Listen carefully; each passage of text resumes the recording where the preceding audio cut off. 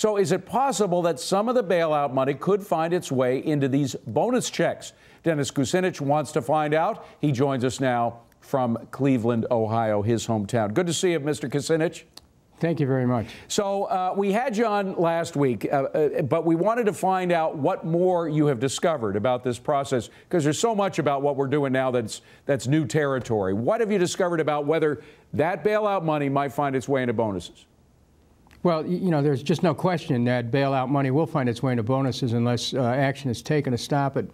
What I've done since then, to give you an update, I talked to Chairman Waxman, and Chairman Waxman today, at my request, sent a letter to 9 banks asking for details about compensation and bonus packages. We need to bring this to public light. I mean, if these banks had a capital shortage and they needed government money, was there shortage because they couldn't pay bonuses? I mean, come on. Where's the responsibility here? There has to be consequences. You can't expect the taxpayer to be paying people's bonuses when these firms are getting bailouts. Well, you know, and that's frankly what unites people on the left with people on the right who are opposed to the bailout, was corporate welfare never ends. As we were just saying in the last segment, once you set on that road, there's no ending, because there's going to be people coming in from all sides saying, I want a piece of the action, no matter how that money finds its way into people's salaries.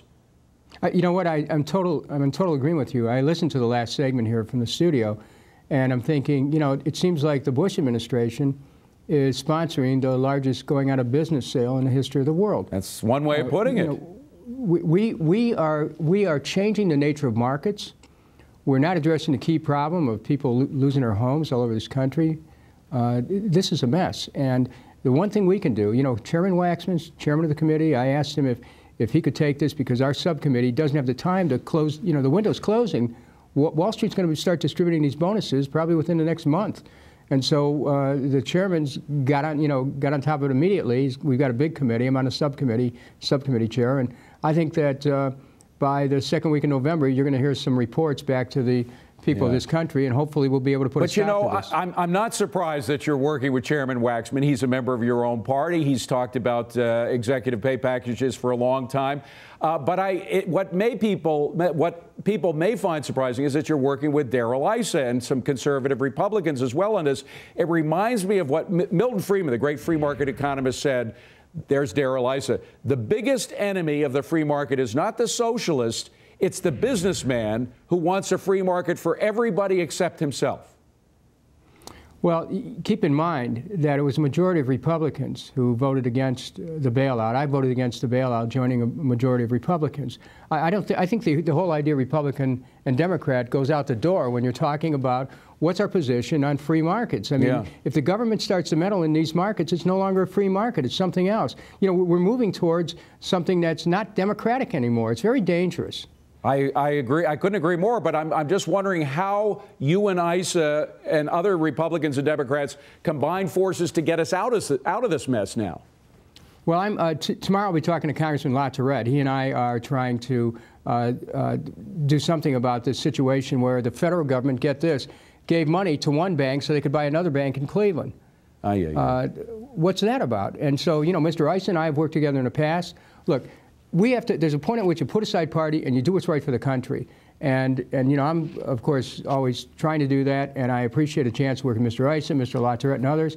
Our market's being destroyed. The economy's being destroyed by this attempt to pick winners and losers. That is not the business of government. That's right. To pick winners and losers. It's a business of the marketplace. And you know, now, Dennis Kucinich, we have a case where industrial policy is being encouraged. We have the government talking to GM and Chrysler, suggesting that we will give you money if you combine forces. Now, maybe the market doesn't want to combine forces, but the government shouldn't have an industrial policy telling these companies what to do, should they? Well, what we should have is a national economic policy that says that the maintenance of steel, automotive, aerospace, and shipping is vital to our national security. We need a policy, and then from that flows other decision-making.